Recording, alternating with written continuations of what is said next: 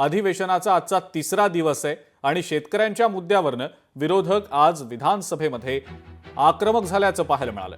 कर्जमाफी, शेतकरी आत्महत्या या मुद्द्यांवरनं विरोधक आक्रमक झाले। विरोधकांनी शेतकरी प्रश्नांवर आजच चर्चा करण्याची मागणी केली। तसंच शेतकऱ्यांच्या प्रश्नांवर विरोधकांनी 2 वेळेला सभात्याग देखील केला।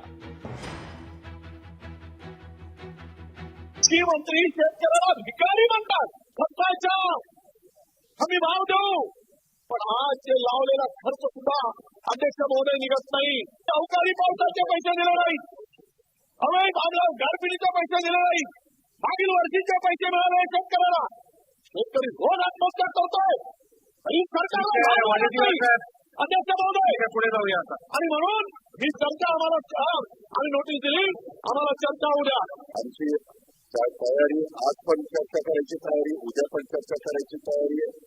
पण हे अशा प्रकारचा एक या समाजाच्या माध्यमातून राज्यातल्या लोकांच्या पुढे असा भाव करण्याचा प्रयत्न केला जातो की हे शेतकऱ्यांच्या प्रश्नांच्या बद्दलची चर्चा करू इच्छित नाही, हे पळवाट काढतात, असं कुठलंही नाही।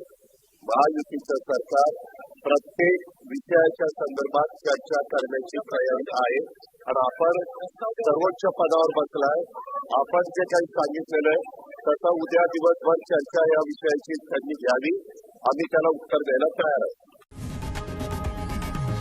लोकशाही मराठी ऐका, पहा, जागरूक रहा।